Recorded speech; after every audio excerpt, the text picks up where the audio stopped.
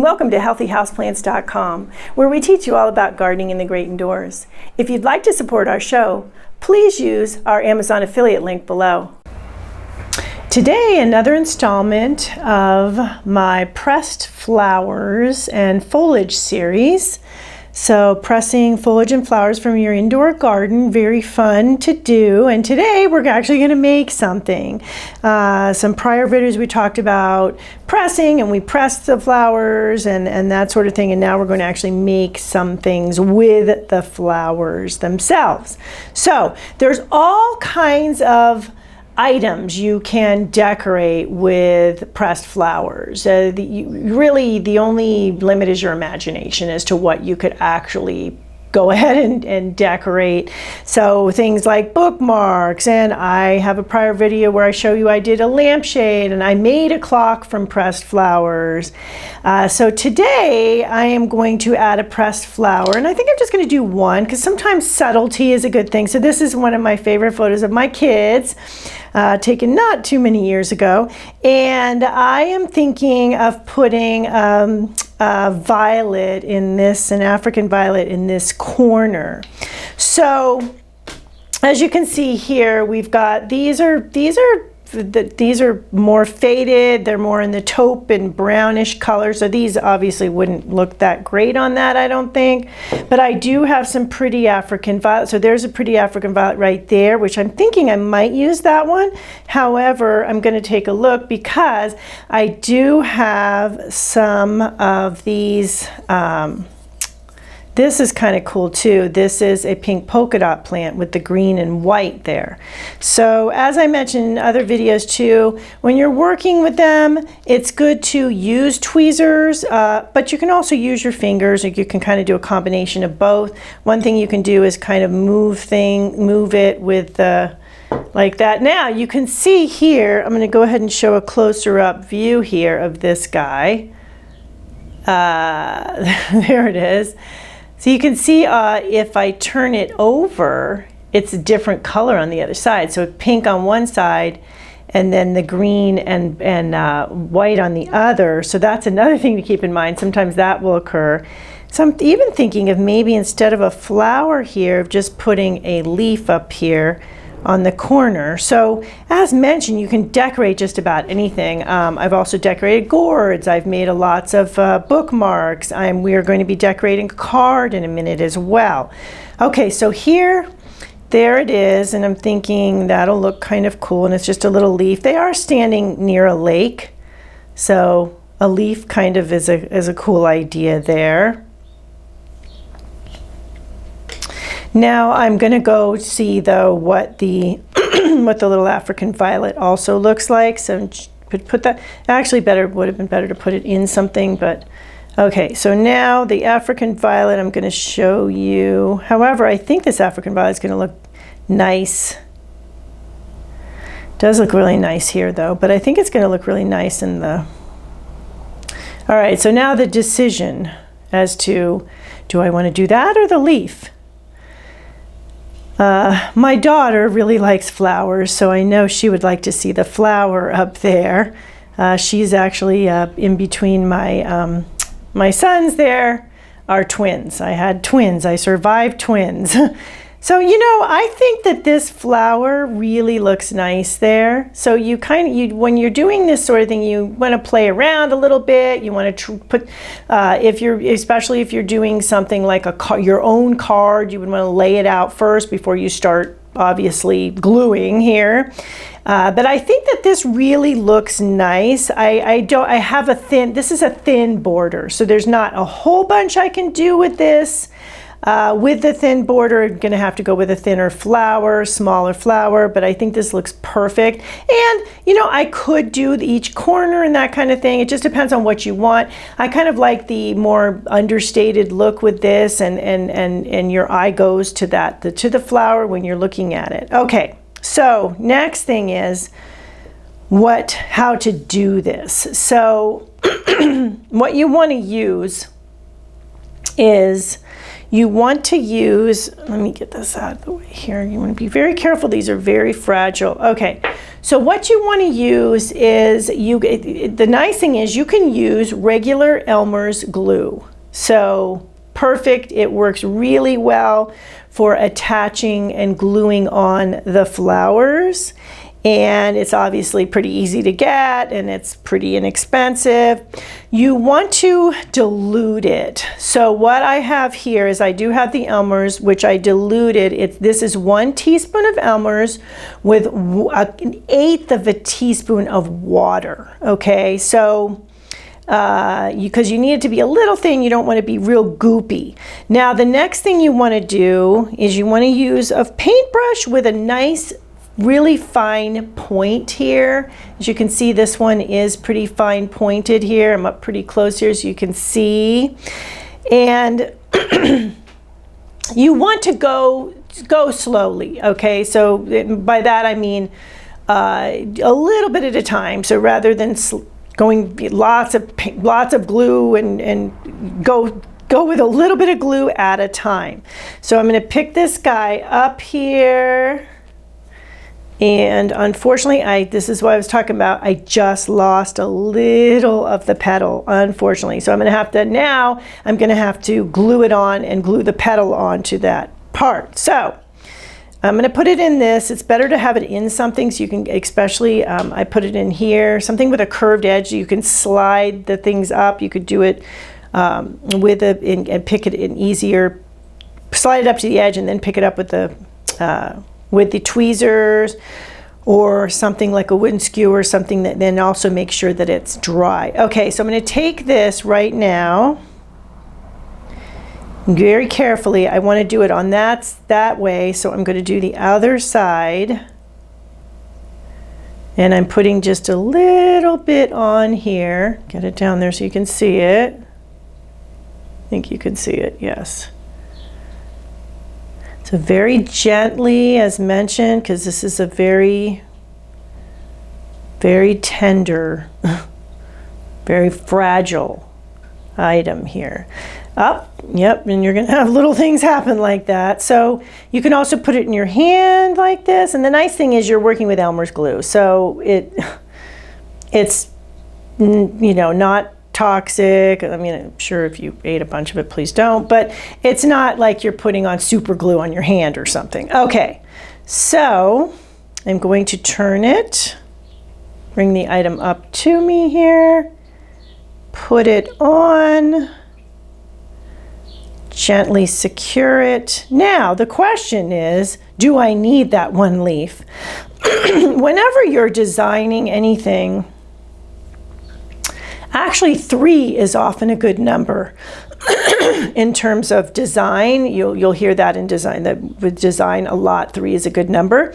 So I'm actually kind of liking this with just the 3. And if I think about it, so here's that little petal, right? I don't know really where I would even put the petal. So I'm just going to reserve that petal for something else. I think this looks really nice the way it is here. You can see it kind of has that kind of a flyaway look, like almost like the flower just opened, and it's very cool that it is an African violet flower that was dried too. So I love that. Okay, now in terms of what to do to seal it, what you want to do, you do want to seal it. Sealing it not only will obviously protect it, but especially if someone bumps it, like could have just happened. So it will protect it. It will protect it not only from bumping and people hitting it, but it will also protect the flowers from more UV rays and that sort of thing that will break down the color. So you want to use a polyurethane afterwards, but wait till it's completely dry first. And this is just a durable gloss varnish. It's for furniture, accessories, floors, decoupage, and it's a water cleanup polyurethane. So I'll put some links below for different ones there that are a good choice. Okay, so here you see here, this is just really pretty. And when it is completely dry, I'm going to wait 24 hours.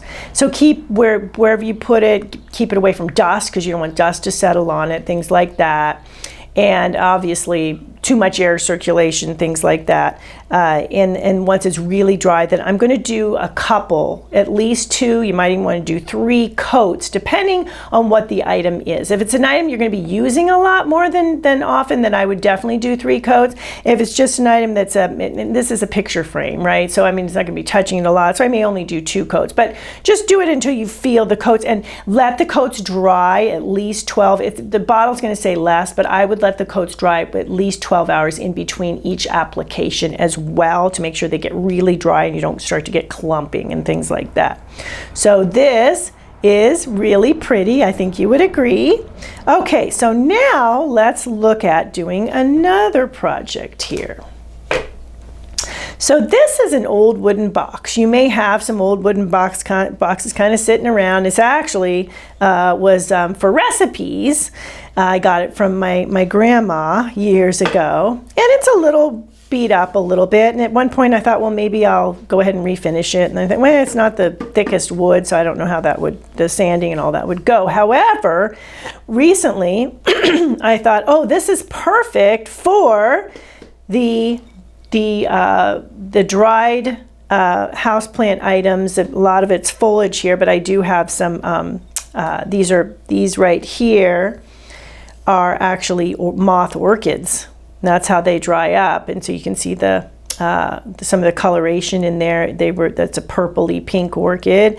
These are arrowhead vine, arrowhead plant, and if I turn it over, that's, like I said, make sure to look at both sides before you put that down. Then it's a little bit different on that side. And these were miniature roses that growing indoors, so the leaves too. So I was thinking on this brown, it would be really nice because this taupe color, this kind of browny color, isn't all that great looking on the, I mean, it looks okay on the white, but I think that it would really go well with the wooden look here. So I'm going to play around a little bit. Now you could do something with a green as well. So I could do a combination of green. However, this is a parlor palm. And it's a little too big if I'm going to use this box again, right? Because wouldn't be. Although it could go on the back, which would actually be a nice touch as well. That's a little too big. So I'm probably going to have to use that on something bigger, like make another clock. Now this is cool on the front there. I think you would agree. So that's nice. So you want to play around a little bit and see what you can, how things look, what for you. Now these leaves could be kind of cool on there too, so that's another option. Or the leaf and the rose. Not really liking so much this rose on here. I don't know, there's kind of a tinge to the color that I'm not exactly thrilled about. We've got also the moth orchid here, which is very interesting, but I don't think quite right. So far I am really liking either these and or the maidenhair fern. I really like the maidenhair fern on here. So I think, now another thing I could do too is embellish the top with the these as the arrowhead, which it could be. So it just depends on how much you want to decorate the item. Okay, I think I'm definitely really liking this. So now it's a matter of which way I want to see it. So when I turn it towards me, do I want to see it like this? No, not like that. Do I want to see it like this? Or do I want to see it like this?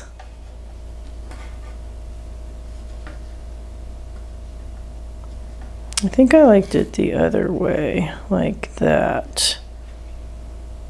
Yeah, I think that's perfect. Okay, so now what we're gonna do, nice thing about this, I can leave it laying down.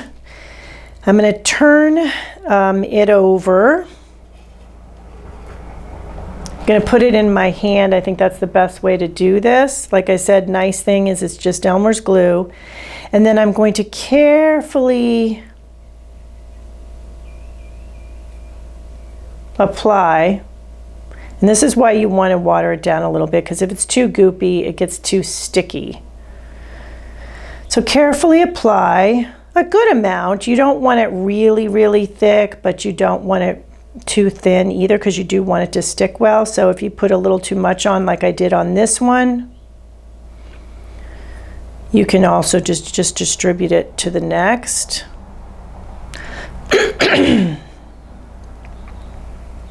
Put a little bit on, dab a little on, move on to the next one. Now the Elmer's glue, as you probably know, you probably have worked with Elmer's glue, most people have, it does dry clear, which is perfect as well, and not being toxic and highly chemical-y kind of thing going on here. It's nice and mild, dries very nicely. Don't even know that it's there once it's dry. If you find that you feel that I think this is fine, but if you find that the Elmer's is just a little too thick for you, you could always go even a little, do a little bit more thinning on it. Still working here.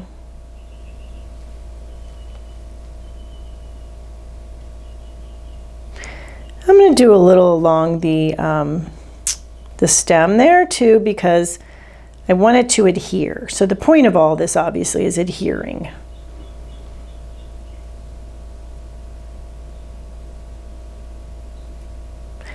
You are going to also, once it's dried, just as I will do with that picture frame, you are going to want to apply the polyurethane as well. With this one, I would, since it's going to be handled more as I'm going to put my recipes back in it, especially my grandma's recipes. It's going to be handled more frequently than some. I'm going to do three coatings.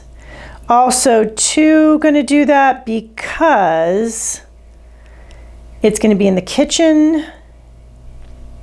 A lot more light in the kitchen, constant light in the kitchen, so the fading is going to be more common.